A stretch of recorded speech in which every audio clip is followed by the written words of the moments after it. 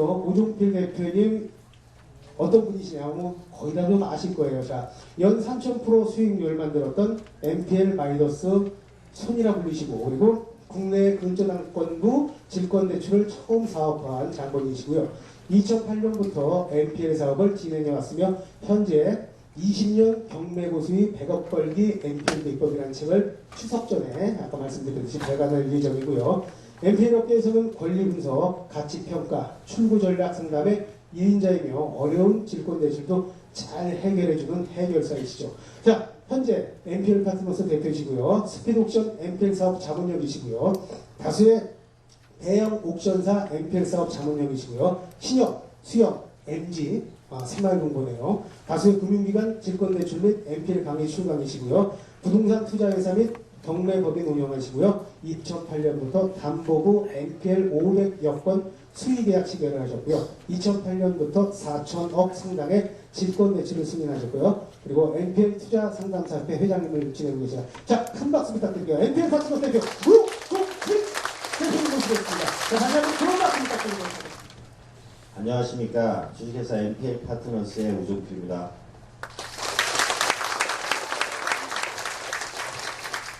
네, 바쁘신 와중에도 참석해 주시어 감사드립니다. 오늘 여러분과 이 자리에서 만난 인연이 복되고 또 오늘 전달해 드리는 저희 기업의 작은 경험들이 여러분의 사업에 도움이 되시길 간절히 바라는 마음으로 강연을 시작하도록 하겠습니다. 제 강연에 앞서서 또 우리 귀하신 분 우리 송춘웅 박사님 앞에서 하셨는데 한 번 더 좀 박수, 감사의 박수 한번 해주시면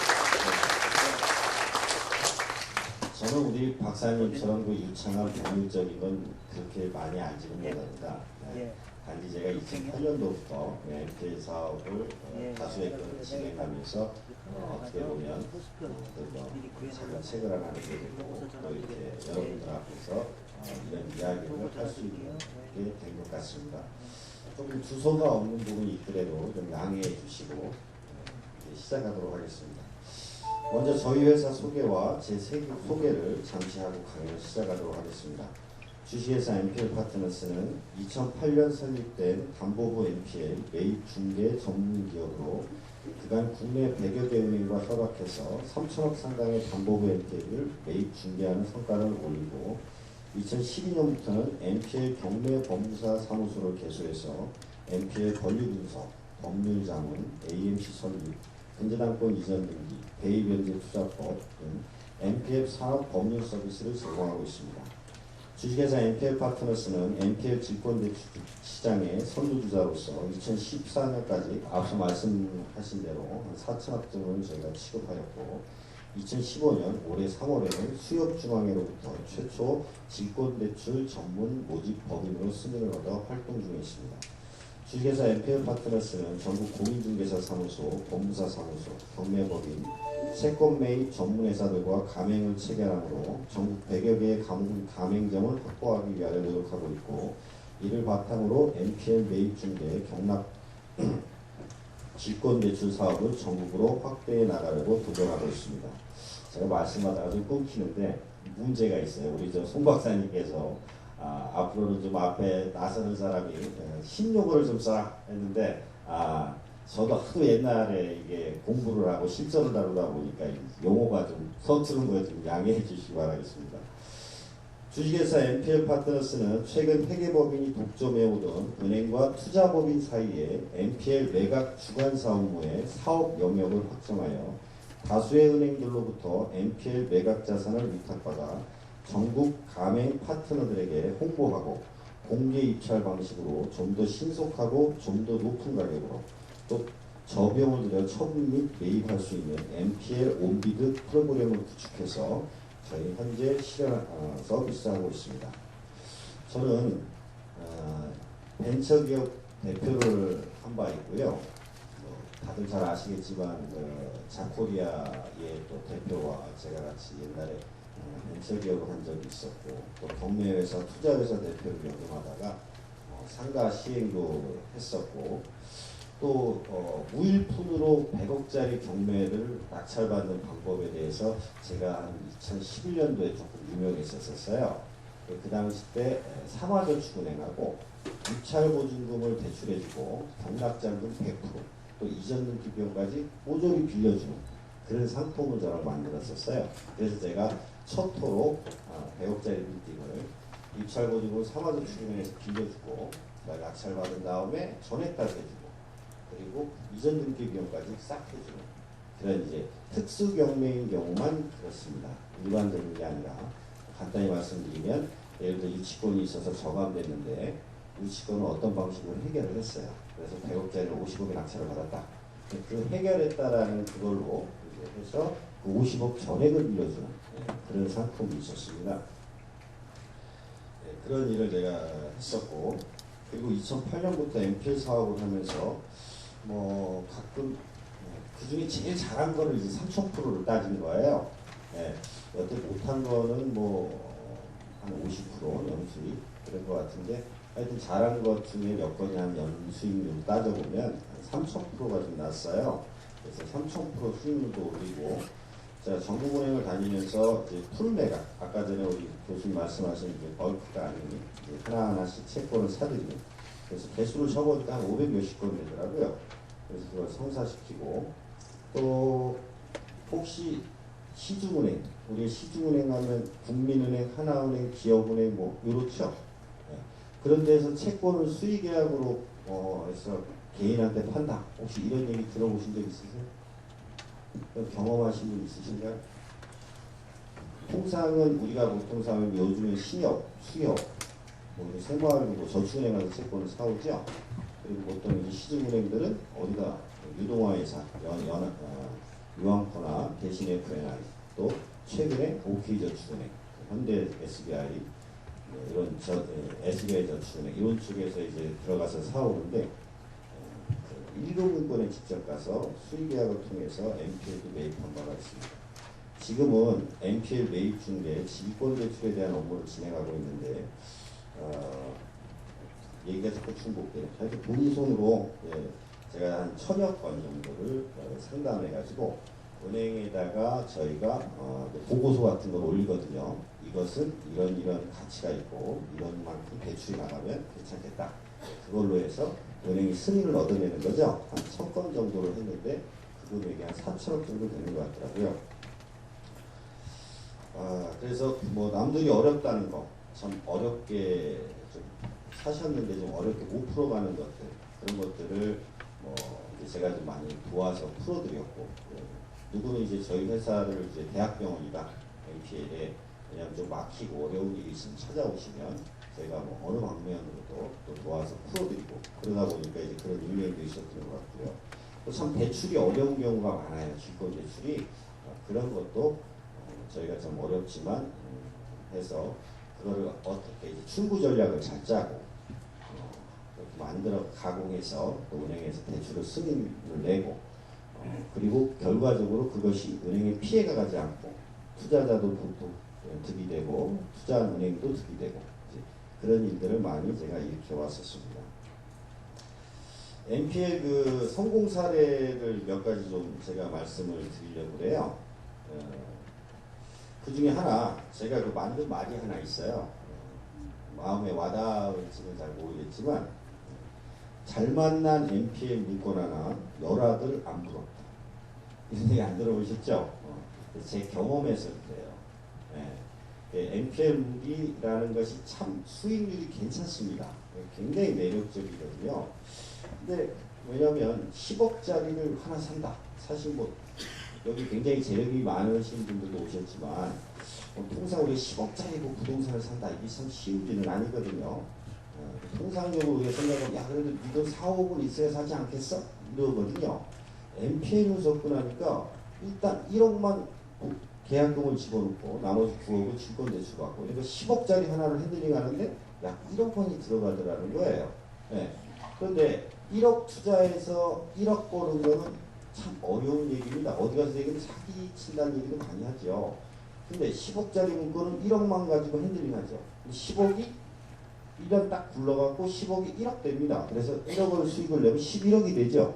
실제 내 들어간 돈은 1억하고 경비 좀 들어갔다는 거예요. 그렇게 따지니까 대단한 수익률이 발생을 한다. 그래서 뭐 영예 퇴직하시거나 아니면 좀 어렵게 또 친구분이 지인분들한테 돈을 빌려가지고 MPL 물건을 하나 샀는데 한 1년 만에 몇 억을 벌더라는 거예요. 그러니까 열 아들 안 부럽다. 뭐 이런 얘기가 있는 것 같습니다. 제가 MPL 물건을 한 500여 건 했는데 그중에 2008년도 때 처음 제가 다룬 MPL 물건이 있었어요.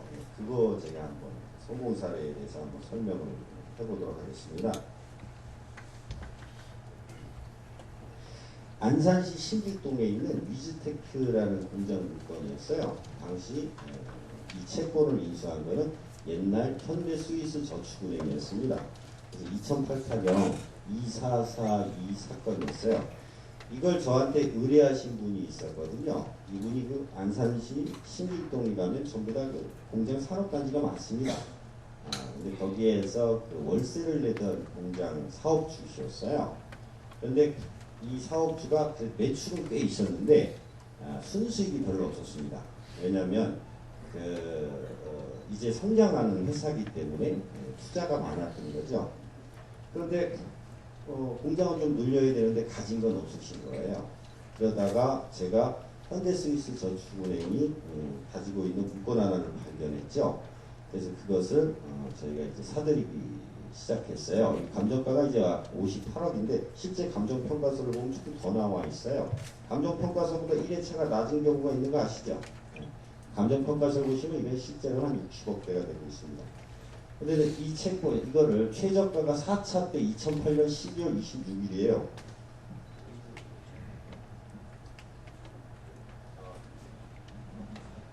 2008년 12월 26일 날 시대가가 31억대였어요.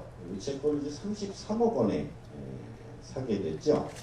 33억 원에 사가지고 낙찰을 얼마에 받냐면 45억을 했어요. 45억 원. 낙찰을 45억 원을 했는데 이때 특이한 게 있어요. 나중에 혹시나 등기부등 한번 보시면 저당권이 70억이 이게 조금 넘을 거예요. 근데 저당권 이전 비용이 꽤 되는 거 아시죠? 네. 저당권 이전 비용이 꽤 되는데 그걸 다 이전할 필요가 없다. 그래서 일부만 했어요. 45억까지. 그래서 현대스위스저축은행이 일부 빈저당권을 놔두고 45억만 이전을 했습니다. 투자자 입장에서 비용을 줄이기 위해서. 그렇게 하고서 45억 원에 유입을 했죠. 그래서 45억 원에 이제 낙찰을 받게 되었는데 이 회사가 경락장금 죄송합니다 박사님 경락장금을 받게 되었는데 얼마를 혹시 받으실 것 같은지 혹시 맞히는 분이 있으면 저 책 한 권 좀 드리세요. 저기서 어떻게 이렇게 한꺼번에 맞히셨지? 저기 저기 사장님 아유 대단하십니다. 혹시 저기 본자니까 하시면 그 아르바이트 괜찮으실 것 같습니다. 45억의 낙찰을 받으시고 45억 대출을 받았어요. 굉장히 드문 경우죠. 이런 경우가 왜 있냐면 이분이 매출이 꽤 있는 회사라고 제가 아까 말씀드렸잖아요. 산업은행에서 대출을 받으셨는데 공장 매입가를 전체 45억을 받으셨어요. 근데 아까 얼마 샀다고 그랬어요? 33억에 샀다고 했죠. 33억 사고 등기비하고 뭐하니까 월세 내던 분이 자가공장 생겼죠. 운영자금이 10억이나 생겼어요. 그래서 그 당시 때 이런 NPL을 제 주변에서 보고 다 눈이 휘둥그레진 거죠. 야 이런 일이 있냐. 극단적으로 얘기해보면 정말 등급이 상승됐다고 봐야죠. 신분이 상승된 그런 사례가 있었습니다. 이게 이제 제가 처음 다룬 NPL이었습니다. 저 역시도 NPL에 대한 지식은 있었지만 많이 문을 두드려봤죠. NPL을 하려고. 이제 옛날에 뭐 10년 전에도 NPL을 했다. 대개는 무담보를 하신 분들이 꽤 많고 또 기관에 계신 분 여기 이제 제가 NPL을 좀 몰랐을 때 저를 가르쳐 주시는 분들이 계시거든요. 근데 그 전에 대개 NPL을 했다 하면 이제 무담보 쪽을 이제 얘기하는 것 같고 통상 우리가 담보부 NPL 시장에 풀린 건 2008년도에 경험한 것도 굉장히 빨리 경험했다 이렇게 볼 수 있거든요. 그래서 시장에서 센세이션을 불어일으켰죠. 그 당시 때 제가 카페를 운영했어요. 그래서 이거를 올렸다가 이제 무슨 일이 있어서 삭제한 적이 있었는데 이런 사례가 있었다. 그리고 두 번째는 이것도 현대스위스 저축은행이 했어요. 그 당시 때 현대스위스 저축은행이 강남에 있었는데 지하에 그 관리부가 있었거든요. 근데 제가 거기가 우리 집인지 거기가 현대스위스 은행점인지 잘 모르는 만큼 제가 자주 들락달락거렸거든요. 그래서 이 물건이 수익률이 3,000%가 난 겁니다. 어떻게 해서 연수익률이 한 3,000%가 났느냐? 제가 한번 말씀을 드려보겠습니다. 이 사건은 감정가가 약 18억 3천입니다. 그런데 5억 3천에 낙찰됐죠.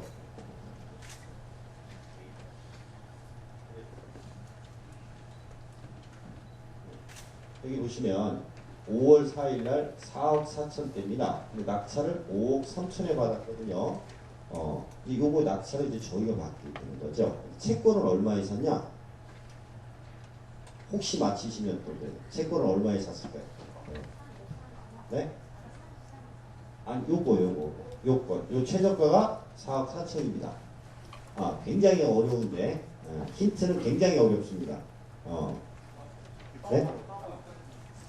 그건 아니고 그거보다 좀 아래. 네?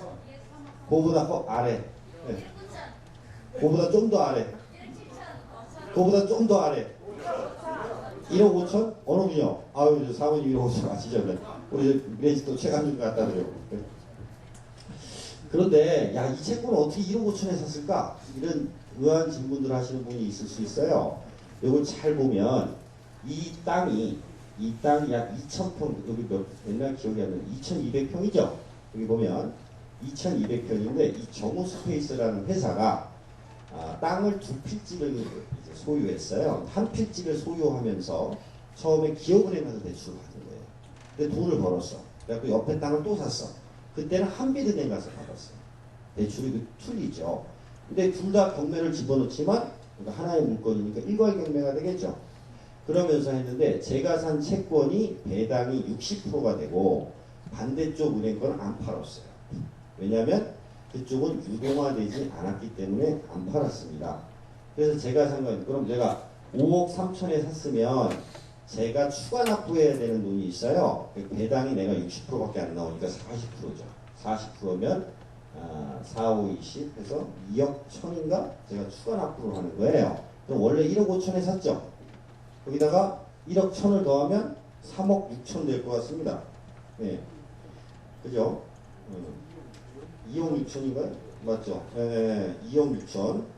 맞네. 아니죠. 3억 6천입니다. 제가 1억 5천에 샀고 2억 1천에 했으니까 3억 6천이고 거기다 이자랑 등기비 뭐 이것저것 다 더해봤자 4억 원이었어요. 네.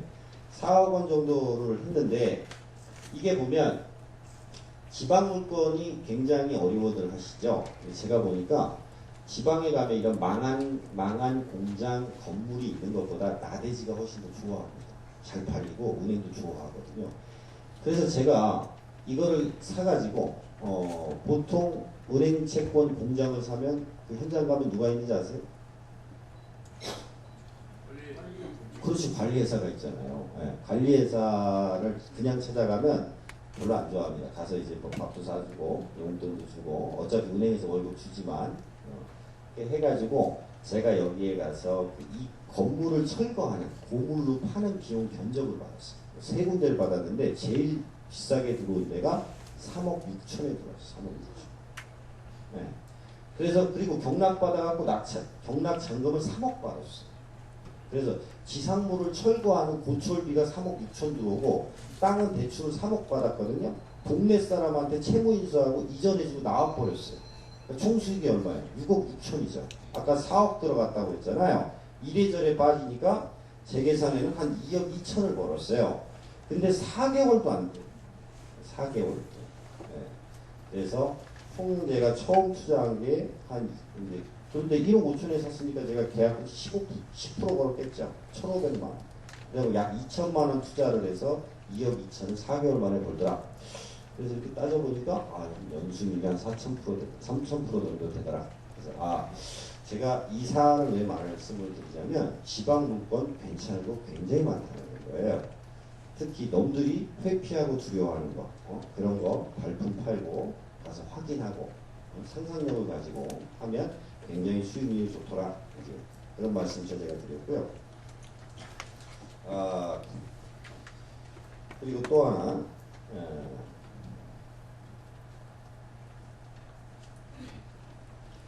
그 다음에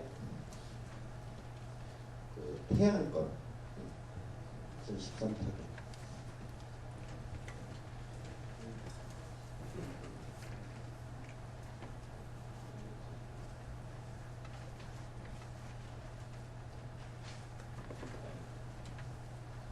이거 제가 태안권 최근의 사건인데요. 이거는 저희 회사가 갖고는 있는 채권인데 여기 계신 분이 투자하셨어요. 어디 계셨더라? 여기 계신 분이 투자를 하셔서 제가 샀는데 한번 제 생각에 전환을 한번 들어보시라고 제가 한번 설명을 드립니다. 이게 감정가가 3억 9,200이거든요. 근데 채권을 사기 바로 전에 최저가가 얼마였어요? 9,400이죠. 네. 전회차가 1억 3,400이죠. 그 전회차가 1억 9,200이죠. 근데 이게 농자산이 갖고 있었거든요. 농자산. 다들 아시겠지만 농협은 직접 지점에서 채권을 잘 팔진 않습니다. 안 팔진 않아요. 제가 농협은 절대 안 팔죠. 이런 질문 받을 때가 참 힘든데 저는 파는 경우 봤어요. 하지만 농협은 농협자산관리공사에다가 위탁해서 매각을 하고 있죠. 네. 어쨌든 농자산이 이제 있었던 채권인데 제가 최저가가 9,400이에요. 얼마에 샀을까요? 혹시 다시 한번 또 하겠습니다. 여러분 같으면 얼마에 사셨겠습니까? 네? 5천. 네? 1호에 사셨으니까 1호. 1호요? 1호. 1억이요? 네. 현실적인 말씀들. 3천. 5천만 원. 네. 4천. 우리 직접 투자하신 부장님, 우리 얼마에 샀죠? 1억 5천. 맞습니다. 1억 5,500에 샀습니다. 네. 이 채권 누가 1억 5,500에 사겠어요? 네. 1억 5,500에 샀습니다. 저 낙찰가 봐보세요. 얼마가? 우리가 한 게 아니에요, 낙찰. 네. 2억 5,300이면 뒤에 계신 분 안 보이시고 2억 5,300인데 8명 들어왔어요. 그렇죠. 그래서 이제 제가 오늘 강의하고자 하는 주제들이 숨겨져 있는 이야기들을 하고 싶은 거예요. 예. 제가 이런 얘기를 한번 더 드리면 NPL은 얼마에 사느냐가 절대 중요한 게 아닙니다. 얼마에 처분할 수 있느냐가 제일 중요한 겁니다. 예. 어떤 분들이 맨날 저한테 그거 얼마에 싸게 살 수 있어? 막 이러거든요. 저는 거기에 관심이 없어요. 내가 얼마에 처분할 수 있느냐? 저는 그거에 관심이 있어요. 내가 이거를 해서 2억 5천에 처분할 것 같았으면 나 1억 5천 5백 주는데 전혀 아까워하지 않습니다. 네. 은행 가서 그거 깎고 이러지 않는다는 거죠. 네. 내가 얼마에 처분할 수 있다면 더 중요하다는 거죠. 근데 안타깝게 이 사람이 미납했어요. 네.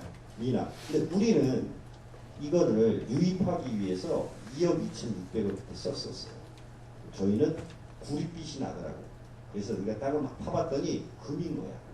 네? 그래서 이 채권을 샀어요. 남들은 구릿빛이 나면 금은 아닌 것 같다고 가지만 저는 성격이 그냥 사본 파죠. 금인지 아닌지 확인해야 되겠습니까? 그래서 이렇게 했는데 지금 저희가 다시 이건 저희가 유입한 거거든요. 저희가 이때 가서 유입을 했는데 입찰 보증금까지 플러스 되고 그렇지만 지금 여기에 입찰 못 들어왔던 사람도 이거 산다고 난립니다. 네. 왜 이제 이건 너무 길게 말씀드리긴 그렇지만 이 땅 위에 지상 철골조가 있어요. 지상 철골조 H빔으로 되어 있거든요. 철골조로 되어 있는데 이 철골조 고철값만 1억 5천이에요. 고철값만. 이 사람이 이거 시공할 때 4억 5천 들였거든요. 어쨌든 법정지상권이 성립되지 않는 바람에 저희가 철거 소송을 하게 되면 다 날아갑니다. 그리고 저희가 샀을 때는 유치권이 있는 상태였고 사서 유치권 부존조 소송에서 이겼어요. 유치권 부존조 소송에서 이긴 건 아니고 유치권자를 사전에 포섭해서 설득해서 포기각성했어요. 네. 놈들은 돈 줬냐 그러더라고요. 저는 10만 원도 안 줬어요. 병원에 누워있는 유치권자 찾아가서 3번 병문안 갔습니다. 근데 그 병원이 부산에 있는 거예요. 그래도 제가 찾아가서 병문안 가고 해서 결국은 이 사람이 진짜 공사를 했지만 그러나 안타깝게 점유관계나 여러 권리관계로 인해서 결국은 허위 유치권자가 되거든요. 그러면 요즘 허위 유치권자가 검찰에 기소되는 시점입니다. 구속도 돼요.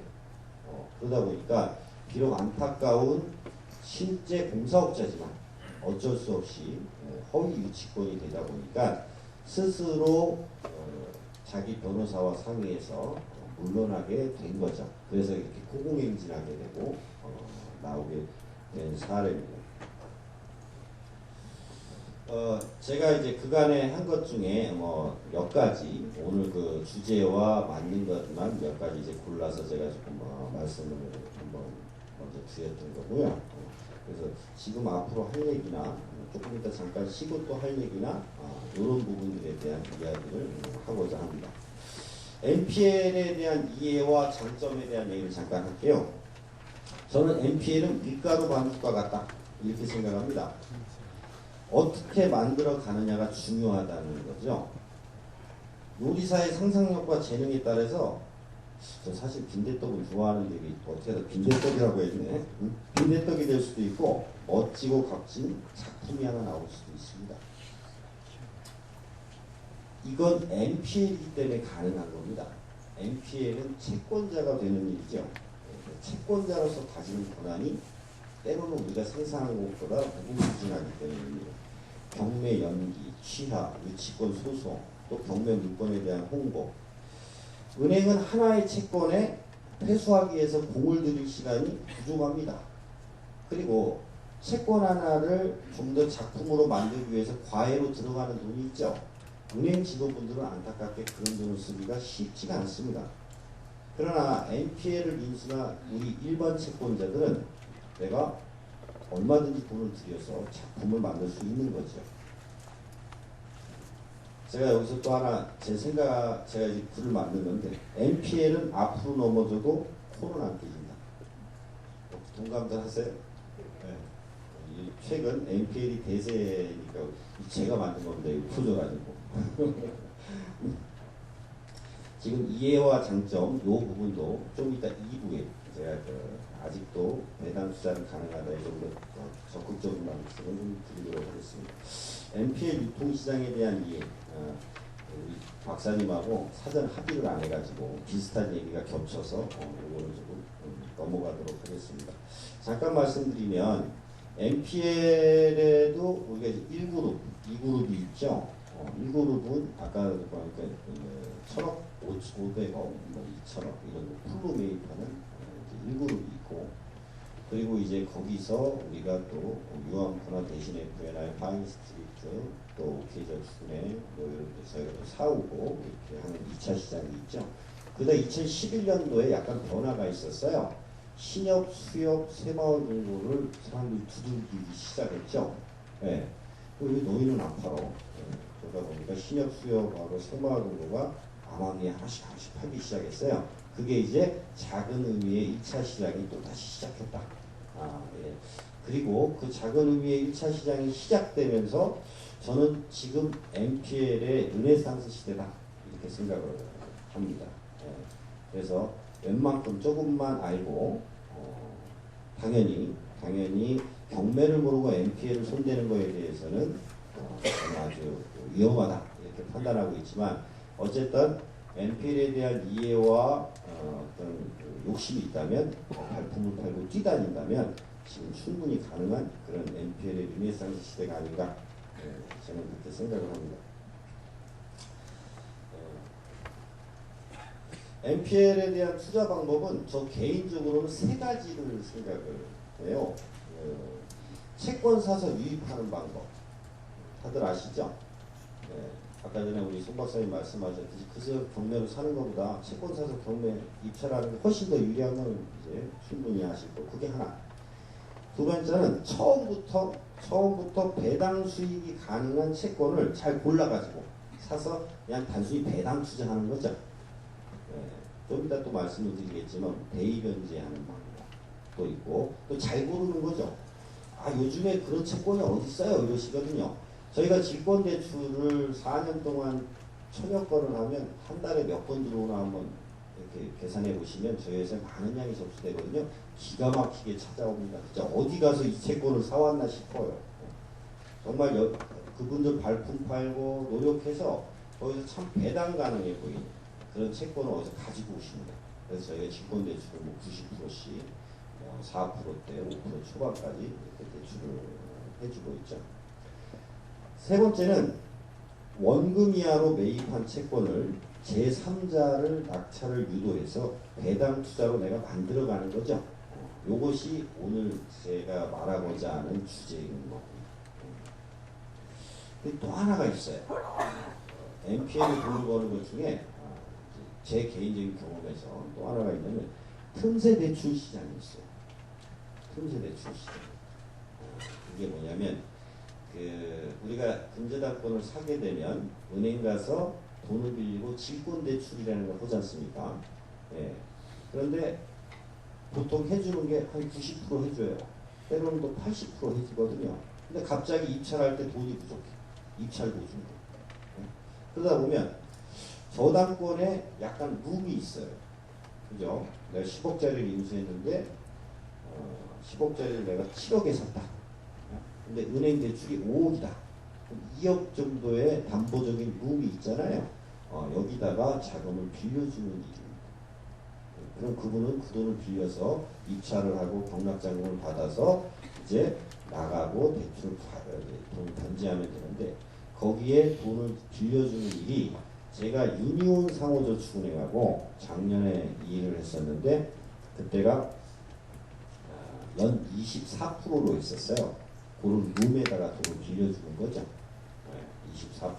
유니온 상호저축은행이 무슨 일이 있는지 요즘 안 하고 그래서 이제 개인 투자자 NPL을 사고자 하시는데 최근 돈이 많이 묶여 있어요. 내가 NPL 투자하려고 돈을 갖다 항상 갖다 놨는데 이도저도 못 하시는 분들도 있고 또 NPL을 처음 시작하는 분들도 있고 그래서 이런 틈새 대출에다가 하는 게 최근 금리가 24%에서 29%입니다. 24%에서 그런데 이분들이 돈이 내가 빌려준다니 엉뚱한 데로 가지 않아요. 입찰보증금으로 들어갑니다. 그렇기 때문에 굉장히 안전하다. 틈새 대출 시장을 그런데 보통 대여기간이 한 2개월, 4개월, 5개월 이래요. 또 이런 데다가 대여해주고 또 좋은 물건이 나오면 그때 채권을 사는 이런 방식도 굉장히 괜찮다. 하는 걸 제가 말씀을 좀 드립니다. 그럼 이제 본격적으로 NPL 성공하는 방법에 대해서 한번 제가 말씀을 드려보도록 하겠습니다. 첫째로 제 주장은 부동산을 알아야 NPL 성공합니다. 하는 얘기를 하고 싶습니다. NPL을 매입한다는 것은 부동산에 관계된 권리를 사는 것입니다. 그렇다면 단순히 권리 파악만으로 채권을 매입할 수 있을까요? 법을 잘 아는 사람이 권리 파악을 잘하여 채권을 매입한다 하더라도 부동산 자체가 가치가 없는 물건이라면 생각만 해도 이제 아찔한 일이 벌어지는 겁니다. NPL이 원금 이하에 얼마에 샀다, 5에서 샀다 이런 기준이 무의미하다는 거죠. 얼마짜리 부동산에 얼마짜리 저당권을 샀다 이것이 더 중요하다는 거죠. 본인은 그간 수백 건 NPL 유동화회사가 아닌 뭐 은행과 수의계약을 하고 또 대출을 갖다가 취급을 해오면서 제가 봤는데 맹목적으로 사는 경우를 여러 봤습니다. 저희가 은행을 대리해서 수탁 업무를 맡고서 대출 업무를 상담하고 있는데 얼마 대출해 주세요. 그러면 그럼 이거 사셔서 어떻게 하시려고 그러세요? 그런 걸 왜 물어요? 그렇진 않습니다. 왜냐하면 이거는 하나의 부익지론 형태입니다. 원 대출이 아니라는 거거든요. 원 대출, 부동산 담보 대출을 받기 이전에 잠깐 나가는 특수 대출이에요. 그러다 보니까 은행에서는 심사가 각 과정을 알고 싶어 합니다. 그래서 우리가 이제 출구 전략이다. 이렇게 이야기를 하죠. 그래서 제가 여쭤본다고요? 그럼 잘 몰라요. 내가 얼마에 낙찰받으면 될까요? 근데 벌써 계약을 해오셨어. 이거 내 경락자금이 나올까요? 안 나올까요? 이러신다고. 근데 그 얘기를 은행 가서 그대로 하면 은행 담당자분들이 참 당황해합니다. 네. 그래서 저희가 사실 좀 가르쳐드리죠. 그렇게 하시면 안 됩니다. 이거를 어떻게 해야 됩니다. 그러면서 제가 이제 느낀 게 뭐냐면 조금 맹목적이구나. 그러면 이 채권을 어떻게 사게 되셨어요? 라고 물으면 어떤 분이 이제 경매 컨설팅 하는 분이나 아니면 뭐 잘 어떤 분이 권유로 해서 샀다. 이렇게 얘기를 하더라고요. 그럼 이제 제가 그분하고 통화를 하죠. 그분하고 통화를 해서 어떻게 그럼 그분이 이게 또 잘 이끌어 가시면 다행이고 그것도 아니고 본인이 잘 모르고 사는 이런 묻지마 NPL 투자가 있더라 하는 거죠.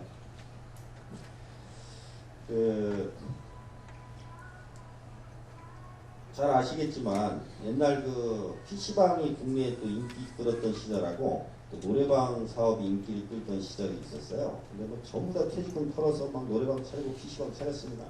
근데 처음에 하신 분들은 돈을 버셨는데 나중에 차리신 분들 중에 참 인테리어비도 못 받고 나가시는 경우가 꽤 있거든요. 예. 이와 유사하게 최근 NPL 이제 묻지마 투자가 조금 성행하고 있더라. 우리가 그래서 이거 조심해야 되겠다. 그런 말씀을 드리는 거고요. 매입하고자 하는 NPL의 부동산 가치 및 시세를 정확하게 파악하고 이후에 그 부식 채권의 가치를 판단해서 최종 매입을 결정해야 한다. 그러다 보니까 부동산 모르고 NPL 사기가 쉽지 않다. 이런 말씀을 드리는 겁니다. 저는 그 부동산의 가격은 이제 NPL을 하면서 제가 혼자 만든 말인데 부동산 가격은 세 가지가 있지 않을까 이렇게 생각을 합니다. 하나는 일반 매매 시장의 가격이에요. 일반 매매 시장의 가격. 두 번째는 그런 부동산의 경매 낙찰가 가격입니다. 세 번째는 그런 부동산의 NPL 가격이에요. 이렇게 세 가지가 있다고 생각을 합니다. 1억짜리 아파트 우리가 보면 KB 시세나 이런 부동산에 가서 물어보니 1억이 되는 거예요. 일반 부동산 매매 시장 1억. 근데 요즘 그게 경매 낙찰가가 어느 정도 되는지 아세요? 1억짜리가 낙찰가는 얼마나 정도나 됩니까? 1억. 참 가슴 아픈 실정입니다. 근데 제가 강의를 하면서 그렇게 말할 수 없고 한 9,500 되는 것 같아요. 9,500. 500 싸다. 네? 그럼 NPL 가격은 얼마 될까요? NPL 가격은 사실은 NPL 가격이 경락가랑 비슷한 경우가 많아요. 그죠? 근데 이제 강의를 하면서 9천이다. 네. 그래서 일반 매매가가 1억이면 경락가가 9,500이고 그 다음에 NPL 가격이 한 9천이다. 그래서 하나의 부동산을 바라보는 시선에 따라서 가격이 틀리다. 근데 왜 틀린지는 아시죠? 1억 주고 가서 사면 깨끗하잖아요. 그죠? 그 사람이 수리 잘못하고 비세금 그럼 자기 다 물어주지 않습니까? 깨끗하게 사죠. 9,500에 사면 약간의 위험이 있잖아요. 내가 들어가 보지도 않았고 경기가 고장났는지 뭐 어디가 뭐 물이 새는지 모르기 때문에 경매를 조금 더 싸게 사는 거고. NPL은 또 왜 싸게 살까요? 다들 잘 아시겠지만 시간이 필요하고 내가 지금 NPL 샀다고 해서 끝난 게 아니에요. NPL 사야지, 경매를 낙찰받아야지, 걔 명도에서 들어가야지. 그런 적인 기회와 시간적인 비용을 따져서 약간 할인한다. 그래서 이런 세 가지 가격이 있다. 이 얘기를 왜 말씀드리냐? 우리가 이 세 가지 가격을 다 파악할 줄 알아야 한다. 이 얘기예요. 그래서 내가 산 NPL의 적정가를 따지려면 이것이 얼마에 낙찰될 것 같다. 내가 안 하면, 내가 입찰을 안 하면 제3자 입장에서 그리고 이것이 부동산에서 매매되는 시장 가격이 얼마일 것이다. 이걸 파악할 줄 알아야 되겠다. 이런 얘기입니다. 여기서 이제 제가 이제 제 경험을 잠깐 말하면 그 NPL을 제가 이제 뭐 많이 가르치기도 하고 또 더불어 같이 하시는 분들이 많이 있는데 부동산 가서 가격을 물어보고 NPL 매입을 포기하시는 분이 많아요. 부동산에 가서 이거 얼마예요? 아 이거 얼마예요? 그래 NPL 사면 안 되겠는데 집에 가세요. 네. 근데 사실은 NPL의 전문가가 되시려고 그러면 누구보다 월등해야 되냐면 그 NPL을 나한테 판 은행 직원보다 월등해야 됩니다. 그 은행 직원분이 이거 팔아서 네? 분명히 돈이 될 것 같아. 회수가 많이 될 것 같아. 그런데도 불구하고 누가 이쁘다고 해서 팔아요? 그런 게 어렵죠. 은행의 어떤 사정에 대해서 재무 상태, 아까 송 박사님 말씀하신 BIS 비율이나 또 국제 회계 기준의 어떤 준하는 것들, 또 대손 충당금 문제, 은행 나름의 여러 문제가 많습니다. 뭐 그런 문제에서 파는 경우가 있지만 통상 이게 굉장히 돈이 될 것 같은 은행들이 팔겠냐고요. 그렇지 않죠. 그러다 보니까 은행 직원보다도 잘할 필요가 있어요. 그런데 또 누구보다 더 그 동네 부동산쟁이보다 더 잘 알아야 됩니다. 우리가. 네? 그분보다 더 잘 알아야 돼요. 왜냐하면 그럼 그 부동산 하시는 사장님들이 뭐 몇 분들이 굉장히 좋으신 분들이 많은데 어떤 분들은 좀 아주 잘 말씀 안 해주시는 경우도 있으세요. 부동산 사장님한테 가격을 조사할 때는 좀 친절히 남다르게 그럴 필요가 있다. 그래 정확한 가격 조사를 이제 할 수 있다. 이런 말씀을 드립니다. 저는 또 물건 조사를 하러 가면 하는 버릇이 있어요.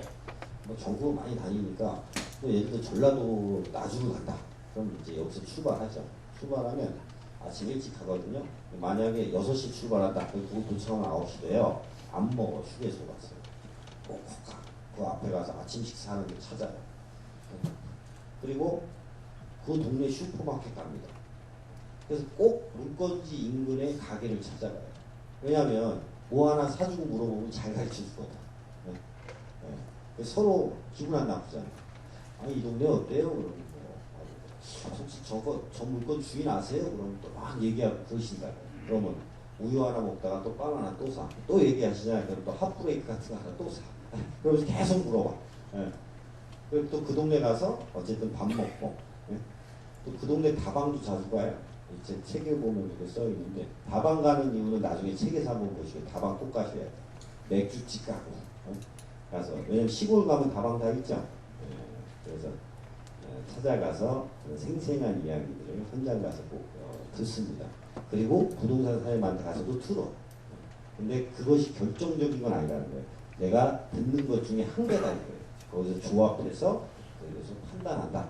그래야 구릿빛은 나는데 이게 금인지 아닌지 우리가 확인할 수 있다 이거죠.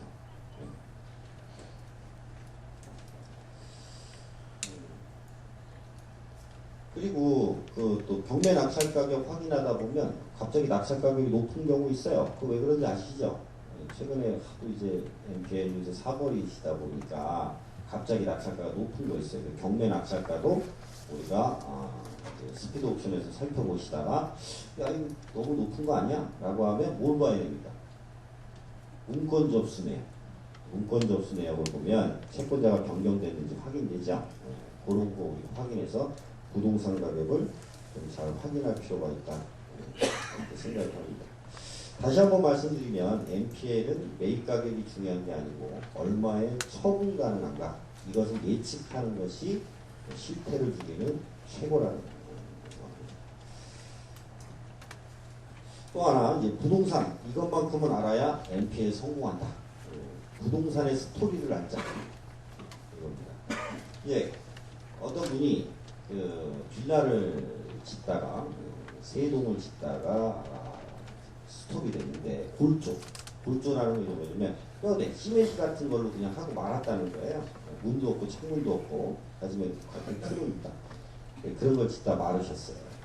그때 NPL 어떤 분이 사시는데 가서 야 그거 나 돈 있으니까 내가 가서 다 마감 짓고 저 사람은 10억 갖고 시작했다가 망했는데 나는 5억 절반만 들어가서 사면 되니까 저 사람은 자본금이 10억이었고 나는 절반이니까 나는 괜찮아. 이러고 사버려요. 굉장히 좀 저는 또 여기도 먹어서 한 말씀 드리고 싶은 건 뭐냐면 부실채권은 말 그대로 부실채권이다. 이런 겁니다. 네, 부실채권이 굉장히 돈이 된다 그래서 부실채권은 말 그대로 부실채권이다. 그래서 부동산의 스토리를 알 필요가 있다. 어떤 분이 이 땅을 사느냐, 어떤 분이 여기에 건축을 하게 됐느냐, 이분은 왜 망하게 됐느냐, 그죠? 어디 가서 물어보면 될까요?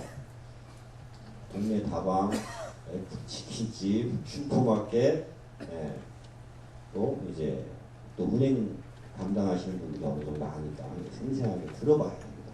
그래서 과연 어떤 데 가니까 투신자 사는 경우가 있어요. 사람이. 저는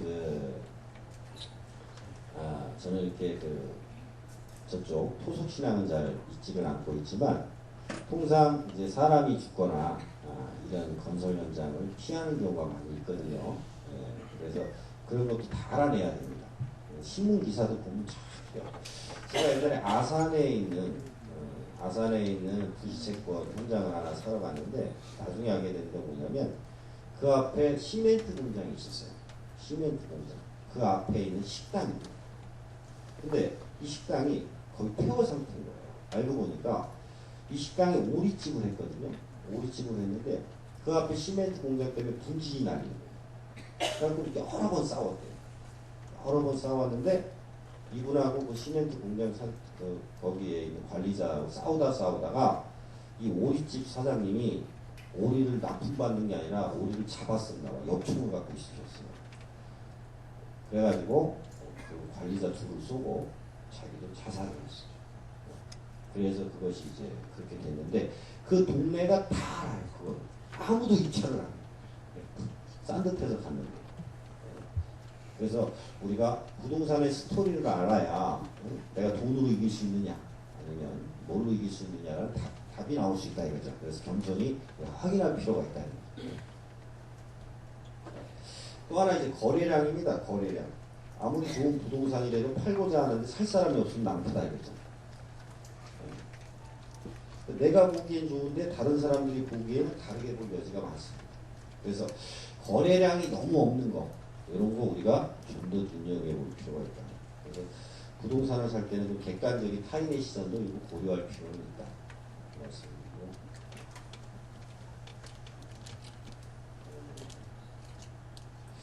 제가 이렇게 상담 들어오는 일들 중에 보면 공시지가보다 현저히 낮은 가격에 나온 부동산들이 있어요. 공시지가가 무엇인지 잘들 아시죠? 네. 나라에서 세금을 부과하기 위해서 만든 기준입니다. 왜냐면 이건 맨날 이렇게 팔고 저렇게 팔고 잘 모르겠으니까 그래서 이론적으로 정해놓죠. 그래서 이제 공시지가. 그러면 대개는 공시지가 대비 땅값이 높죠. 상업지 같은데 뭐 2배도 가고 뭐 어느 데 3배도 가고 4배도 가는 지역도 있고요. 공시지가보다 보통 땅의 매매 시장은 높은 게 통상이죠. 그런데 공시지가보다 낮게 파는 땅들이 있어요. 네, 낮게 파는 땅이 꽤 있습니다. 전국 다니면. 어떤 사람이 공시지가 20억인데 10억에 판대 이거 내일까지 계약 안 하면 안 돼 이러거든요. 10중 팔고 사기죠 사기. 네, 그런 거 굉장히 많이 있습니다. 그래서 제가 생각할 때는 내가 사고자 하는 NPL, 부동산의 거래량도 파악해야 되고 또 거래량이 너무 저조하면 좀 피해야 되고 그리고 그럼에도 불구하고 은행에서 현저히 낮게 판다면 사면 돼요. 그런 걸 다 인정하고도 싸다. 그럼 사면 되죠. 네. 그런 걸 고려를 다 해야 된다. 이런 말씀을 드리는 겁니다. 그리고 부동산 수익성을 점검해야 됩니다. 부동산 싸다고 정말 문제가 있죠. 왜냐면 하우스푸어 들어보셨죠? 하우스푸어. 수익성이 떨어지면 땅도 많고 큰 건물도 있는데 몰고 다니시는 자동차 기름값이 부족한 회장님들도 계세요. 명함은 회장님이신데 지갑에 현금이 없으시고 안타깝게 카드도 좀 없으시고 하우스푸어에 있으시죠. 싸다는 이유로 무리하게 부동산을 샀죠. 은행이자 나가죠. 재산세 나가죠. 나라에서 부동산 가지고 있다고 온갖 세금을 물리죠. 싼 부동산 얼른 사겠다고 또 친구에게 이거 돈 빌려서 이자 나가죠. 임대 안 나가죠. 이 정도 되면 이제 그 사진사가 찾아갑니다. 사진사가 왜 가는지 아시죠? 경매에 붙이려고 사진사를 법원에 보내는 거죠. 사진 찍어 가고. 네. 그래서 수익성도 우리가 좀 검토를 할 필요가 있다. 생각을 합니다. 크게 둘째로 이제 경매 룰을 알아야 한다. 이런 얘기를 좀 드리고 싶어요. 이 얘기를 좀 지루하지 않게 어떻게 할까 하다가 제가 이제 박세리 골프 선수 박세리 다 아시죠? 박세리 얘기를 좀 할까 합니다. 대한민국 국민이란 누구나 아는 박세리 선수의 유명한 골프기라가 있습니다. 애국가 배경화면에도 나온 적이 있는 장면인데 우승은 이제 그 눈앞에 있는 박세리 선수의 공이 그만 그린 옆 연번 워터헤저드라고 거기에 빠져버렸죠. 박세리 선수가 그때 양말을 벗고 물속에 들어가서 물속에 있는 공을 밖으로 쳐냈습니다. 아주 잘 붙진 않았지만 다행히 하여튼 여기 잘 나왔죠. 그리고 나서 이제 우승컵을 들어 올렸습니다. 그 모습이 너무나 위대해 보여서 애국가에도 이제 나왔죠. 다들 처음 듣는 얘기는 아니시죠? 예. 해저드 즉 연못에 빠진 공은 1벌타를 적용받고 해저드 밖에서 다시 샷을 할 수도 있고 물속에 있는 공은 그냥 칠 수도 있어요. 근데 이렇게 백스윙 하다가 물을 건드리면 안 돼요. 백스윙 하다가 그 당시 때는 약간 공이 떠 있었어요. 그래서 하여튼 박세희 선수가 잘 쳐냈는데 제가 이 비유를 들은 건 뭐냐면 당연히 골프 선수니까 골프를 잘 알겠죠. 박세희 선수는 잘 판단한 거예요. 자기가 판단할 수 있는 여러 가지 사항이 있었어요. 그 중에서 자기는 그냥 치겠다라고 판단을 했고 해서 했고 결국 우승을 했다 이런 겁니다. 박세리 선수니까 그 물속에서 단 한 번의 샷으로 나올 수 있었으리라 싶지만 일반 주말 골프라면 박세리 따라하다가 서너 번 실수해서 공은 치지도 못하고 물만 퍼덕퍼덕 하다가 한 번 벌타 맞고 끝날 일은 세 번, 네 번 실수로 이어져서 그날 골프 망치고 돌아올 수 있다. 그러는 거죠. 왜냐면 제가 그냥 박세리 선수 물에서 쳤으니까 나도 칠 거야. 이러고 고집을 펴요. 그래서 우리가 봐주니까 망정이지 다 따지면 100타가 뭐예요? 한 150타 된다. 이거죠. 그래서 룰을 알면 내가 어떻게 구제받을 수 있다. 이런다는 겁니다. 골프 대회가 비가 억수로 내려도 계속 진행합니다. 이런 광경은 중계방송을 통해 가끔 볼 수 있습니다. 대회 중 비가 많이 내리면 페어웨이, 공을 치는 잔디 쪽이요. 페어웨이에 물이 차기 마련인데 공이 떨어진 자리에 물이 이렇게 고여 있으면 선수들이 그냥 치는 선수도 있지만 이게 경기원을 부릅니다. 내가 치는데 여기 물이 고여 있다. 떨어졌는데 야 네가 거기다 떨어졌으니까 거기서 쳐. 이렇게 안 합니다. 그래? 그럼 옮겨서 쳐 이러고 모르고 그냥 치는 거죠. 물속에서 공을 그대로 놓고 쳐야 하는 대원칙에도 불구하고 골프부에는 상황에 따라서 벌타 없이 공을 안전한 공으로 이동시키고 멋진 샷을 할 수 있습니다. 이런 룰을 모른다면 투덜투덜하다가 비싼 비용만 지불하고 재미없는 골프만 치고 올 수도 있습니다.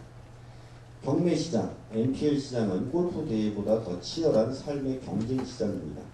MPL을 매입하여 경매를 신청한 채권자가 된 MPL 투자자는 골프 선수와도 같습니다. 경매 과정에서 발생하는 일반적이지 못한 상황에 관해 어떻게 대처하느냐에 따라 그 결과는 매우 다르게 나타날 수 있습니다.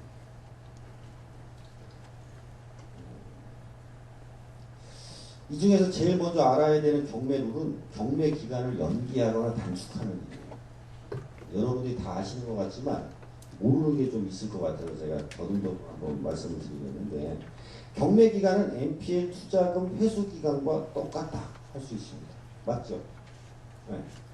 자기가 와서 변제해주면 좋을 때도 있고 나쁠 때도 있지. 내가 비싸게 샀는데 바로 가서 변제하면 어떻게 그죠? 하지만 어쨌든 MPL이라는 건 경매 절차에서 배당금을 수령하는 게 보통 상례다. 그러면 경매 기간은 곧 내가 이 돈을 투자해서 언제 회수할 수 있느냐 이것과 직결되어 있다 이거죠. 그래서 경매 기간을 늘리고 줄이는 그 룰에 대해서 모르고 한다면 참 어리석다. 그런 얘기죠. 근데 경매 중에는 감정 가격이 50억이 넘어서 이해관계인이 수십 명이 되는데도 경매 신청일로부터 4개월도 안 돼서 매각돼가지고 5개월 만에 배당된 사례도 있어요. 50억이 넘어 이해관계인이 굉장히 많아 한 20명 돼요. 보통 어떻게 됩니까? 경매 기간이 굉장히 길죠. 송달하고 안 받는 사람 있고 또 보내고 막 이러잖아요. 근데 4개월도 안 돼서 매각돼 버렸어요. 그리고 5개월 만에 배당받아 버렸어요. 나중에 저희 회사로 찾아오시면 사건 번호를 알려드리겠습니다. 룰을 알아서 만든 거예요. 오래 갖고 있어봤자 나한테 득이 없기 때문에. 그러나 경매 신청한 지 5, 6년이 넘었는데도 매각도 되지 않고 매각할 기미도 안 보이는 채권도 있어요. 최근에도 아마 가면 어느 경매장 가면 2,009타경 막 이런 거 나올걸요. 네. 2003년 말쯤인가 어떤 MPL 전문가 한 분이 저를 찾아온 적이 있어요. 그래서 이제 막 저하고 상담을 했는데 살 때는 좋았어요. 이분이 채권. 돈이 남을 것 같아. 채권 최고액을 다 받을 수 있을 것 같아. 네? 그래서 원금에다가 경매 비용만 이미 탁 샀어요. 요거 갖고 있으면 1년 반 동안 차곡차곡 몇 번 연기하면 야 이거 다 받는다. 이렇게 생각하고 샀는데 문제는 그 채무자가 보통 사람이 아니었어요. 네? 딱 안 거야. 너 NPL 샀어? 너 1년 반 지나 정도 생각하지? 한번 두고 보자. 이렇게 생각하고 기다린 거예요. 서로 모르는 거지. 근데 결국은 3년이 넘게 갔어요. 채권 최고액이 넘으면 그때부터 뭐예요? 손해잖아, 손해. 그죠? 이게 보통 사람이 아니야, 채무자를. 내가 2부에서 말씀드린 그 이빨 빠진 호랑이를 활용해야 NPL에 성공한다. 그런 건데, 왜냐면 채무자나 소유자, 이해관계인들 무시하면 안 된다. 비록 채권자지만. 하여튼 그걸 놓쳤어요, 이분이. 보통이 아닙니다. 우리가 가끔 축구장에 동네 학교 운동장 같은 데 가면 혼자서 막 박지성처럼 왔다 갔다 하다가 골 집어넣는 분들이 있어요. 사실 동네 아저씨들도 하죠. 수비수가 없는 페널티킥 라인 안에서 혼자 이렇게 발차고 웬만하면 다 들어가거든요. 거기서 몇 번 집어넣고 또 막 가자 이런 경험 가야 됩니다. 근데 제가 말씀드린 건 뭐냐면 수비수만 없으면 룰을 상당히 많이 이용할 수 있어요. 수비수가 누굽니까? 이빨 빠진 호랑이. 이해관계. 너 왜 경매를 연기해? 너 왜 단축해? 그죠? 왜 정지해? 뭐해? 이런 거 떠잖아요. 경매 계장님이나 사법 보좌관님들이 아니시거든요. 이해관계인데 수비수만 없으면 웬만한 아줌마도 페널티가 안에서 이렇게 탁 쳐서 듭니다. 그래서 어쨌든 그런 이빨 빠진 호랑이들 그걸 우리가 경계하고 좀 다독일 필요가 있다. 그래야 내가 페널티킥 안에서 골을 못 넣는 그런 실수도 하지 않는다.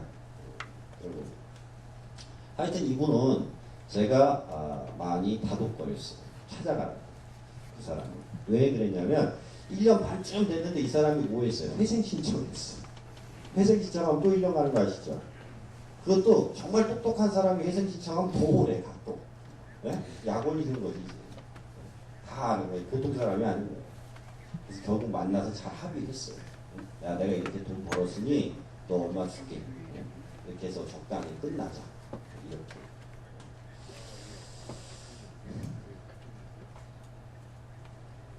경매를 연기 신청하는 방법은 이렇습니다. 2회까지는 보통 자동되는 거 아시죠? 네, 한 2번은 경매 연기가 그냥 가서 해달라고 해줍니다. 뭐 사유도 안 물어봐. 한 2번까지는 보통 해줍니다. 또 유치권 소송하면서 연기 신청하는 거 아시죠? 네, 연기가 안 돼. 연기를 해야 되는데 큰일 난 거야. 그러면 누가 가짜로 유치권 신고를 넣네. 그죠? 그리고 나는 걔를 방어한다고 유치권 부정지 소송을 거네. 그래서 소장 번호가 뜨잖아요. 경매에다가 내는 거야. 그렇게 내고서 이 유치권 소송이 종료될 때까지 본 사건을 정리해주기 이렇게 되는 거예요. 또. 이렇게 하라는 얘기가 아니라 누가 그러더라는 거예요. 이렇게 하라는 얘기가 아닙니다. 누가 그러더라는 거예요. 제가 봐서 말씀을 드리는 거고. 채무유예증서 들어보셨어요? 채무유예증서. 채무유예증서. 왜냐? 우리 MPL 채권자다 보니까 이렇게. 사실은 채무자 만나본 적도 없어요. 혼자 써. 그것도 이렇게 허란 얘기가 아니에요. 누가 이러더라는 거지. 혼자 써. 채무자 홍길동이 본인에게 6개월 안에 돈을 갚기로 해서 본 채무유예 증서를 발행합니다. 채무자가 변제할 때까지 돈 매각을 연기해 주십시오. 그러니까 한참 연기가 되더라고요. 네? 채권자가 소수 넣는 거예요. 웬만한 채무자는 경매를 빨리 끝내주세요. 날 빨리 죽여주세요. 이러시는 분들은 없어요. 늘어지라고 하시죠. 네? 채무유예 증서. 또 연기하거나 취하 후 재경매 신청하는 거. 이런 것들. 네. 다 안 주무시는 거 보니까 제가 얘기한 중에 아차 요거 몰랐다 이런 게 있으신 것 같아요. 참 다행입니다. 다 알고 있으면 내가 이게 힘이 빠지니까. 네. 상계일자. 즉 잔금일자를 조정하는 룰도 있어요. 상계일 아시죠? 상계일자 잡히면 상계일자 지나서 대금 납부 상계 하는 것처럼 똑같이 대금 납부할 수 있습니까 없습니까? 예를 들어 10월 말일날 상계일자가 잡혔어요. 아침 10시에 잔금 납부하고 오후 2시에 배당 받죠. 같은 날 하는 거잖아요. 근데 10월 30일에 깜빡하고 돈을 못 넣네. 한 일주일 늘어버렸어요. 근데 요 상계일자 10월 30일자를 그대로 연기시키는 방법이 있어요. 그대로. 왜냐하면 10월 30일 날이 상계일인데 언제 알아요? 뭐 그 전날 알아? 돈 없는 걸? 아니잖아. 한 열흘 전에도 알 수 있잖아. 고민하는 거죠. 날 찾아오는 거. 그러면 이 상계일자를 그대로 딜레이 갑니다. 네. 매번 그럴 수 있는 건 아니다. 상계일자는 꼭 지켜야 합니다. 네. 상계일자는 꼭 지켜야 합니다. 그런 사유와 사연과 뭐 이런 것들을 제가 존경하는 정주영 회장님께서 돌아가신 전에 그런 얘기를 했답니다. 해보긴 해봤냐고. 해보긴 해봤어. 맨날 그랬다고 하잖아요.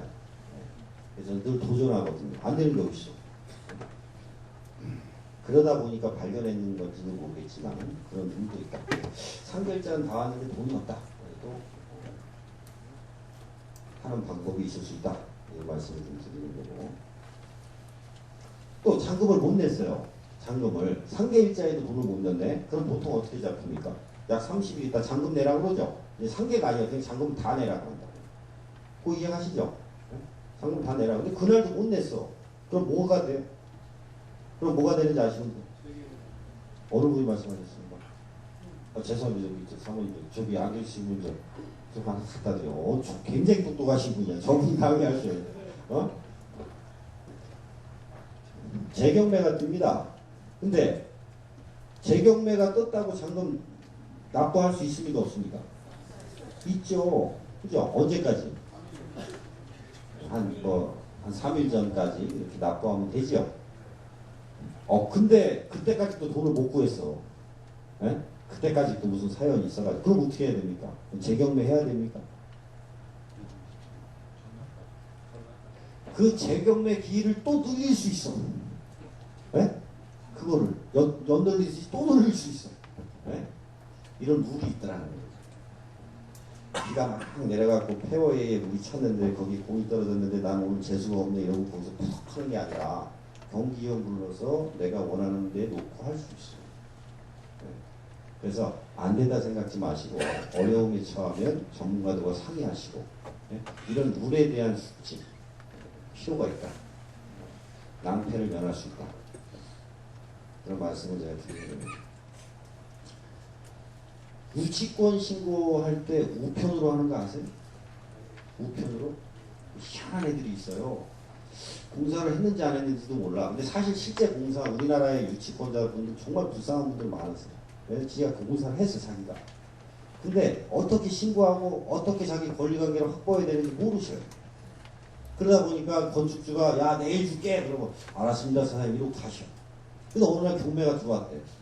네? 허무적허무적 찾아가니까 경매는 됐지 유치권 그제서야 프랜카드를 걸어요. 네? 은행은 벌써 와서 사진 다 찍고 갔네. 네? 경매 기입 등기 전에 경유를 하지 않았다. 참 불쌍한 분들이 많아요. 근데 이런 분들 빼고 진짜 또 모한 분들이 있죠. 경매 사건을 저감시키기 위해서 자기가 직접 가면 모르는데 우편으로 탁 내. 우편으로 그냥. 이게 그런 경우가 있겠냐 싶으신 경우에 그런 경우가 있어요. 너의 경매 사건에다 우편으로 툭 내. 경매기장이 이걸 안 받아줘야 되는데 받아줍니다. 이게. 그거 어떻게 취하하시는지 아십니까? 경매 계좌도 몰라. 그 사람 전화번호도 몰라. 아무것도 몰라요. 그거 어떻게 취하해요? 혹시 아시는 분? 이런 사건은 어떻게 취하나? 너무 어렵나? 사실 로또 사오신 거 있죠? 네? 책 주니까 답변을 안 하시네. 로또도 드려야 될 것 같아. 네? 어떻게 취한다? 아시는 분? 네. 네? 형사고발한다. 네. 공시한다. 유치권 배제 신청서 한다. 좀 더 상상력을 가져보세요. 유치권 취하서를 나도 우편으로 보낸다. 딩동댕. 저분은 저기 10억 주세요. 10억. 네, 10억. 저분은 저분이 강의하셔야 되겠네. 대단하시네. 아니 우편으로 아무도 모르는 사람이 접수를 했대. 그냥 우편으로 나도 취해서 보내는 거야 그냥. 예? 아니 그 우편으로 접수된 걸고 나도 우편으로 취해서 보내버리지 뭐. 경락잔금 대출을 해주는 은행은 유치권 신고됐네. 포기됐네. 유치권 없네. 그 대출 해주잖아. 예? 상상력을 발휘할 필요가 있어요. NPL 채권자다 보니까 아는 거예요. 가서 이해관계 그걸 다 살펴볼 수 있죠. 당연히 유치권 부존재 소송도 걸고 뭐 하기도 해야죠. 그러더라는 거죠. 또 성명신청이라는 게 있어요. 성명신청. 임차인, 그 가장임차인들이 NPL 하시는 분들한테 참 골칫거리잖아요. 소액 임차인 보증금을 가지기 위해서. 사실 오죽하면 그분들이 그러겠어. 그래서 사실은 경매당한 분들은 제가 사실 여기서 우리 처도 있는데 이런 얘기하면 안 되는데 제가 집을 경매를 3번 당했어요. 그동안 안 하죠. 그래서 NPL을 잘하나 봐요. 크게 여러 차례를 망했다가 지금은 집에 쌀은 있습니다. 다행히 춥지도 않고. 뭔 얘기하다가 가장임차인. 가장임차인들이 떡하니 따르면 나뭐 전입신고했고 뭐 했어요 이러고 내거든요. 성명신청을 했죠. 대장님 이거 좀 이상한 거 아닙니까? 그냥 받아주시면 어떡해요. 성명신청을 경매 계장이 성명신청을 내라. 그럼 뭐냐? 돈을 어떻게 지불해야지 내라. 돈 그러면 내가 그냥 있어서 냈어요. 그게 무슨 소리야? 어디서 나온 거야? 또 그 돈 그때 은행이든 뭐든 뭘 팔았던 어디서 나오는 다 내라. 압박용이잖아요. 압박. 유치권자도 마찬가지예요. 공사계약서가 없어. 유치권 신고서 공사업자 땡땡땡 이래놓고 신고 10억 공사계약서 추후 제출함 이렇게 돼 있거든. 가만히 있으면 뭐가 돼? 바보 되지. 얘기하는 거예요. 이거 보십시오. 이게 말이 됩니까? 이 유치권자한테 제대로 다시금 만들어서 내라 하시죠. 왜? 제대로 내다 보면 뭘 해야 돼? 사문서 위조를 해야 하잖아, 걔네가. 그러다 보니까 두려워서 제대로 못 내는 거예요. 응? 그래서 그리고 나중에 형사로 고소를 하더라도 완벽한 증거를 갖고 있어야 하잖아요.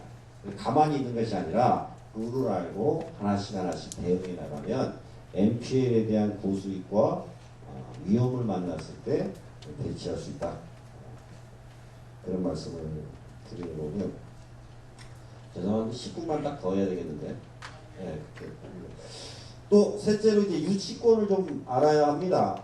제가 경험에 좀 짧게 말씀드리면 제가 만난 유치권은 안타깝게 95% 이상 허위 유치권이었어요.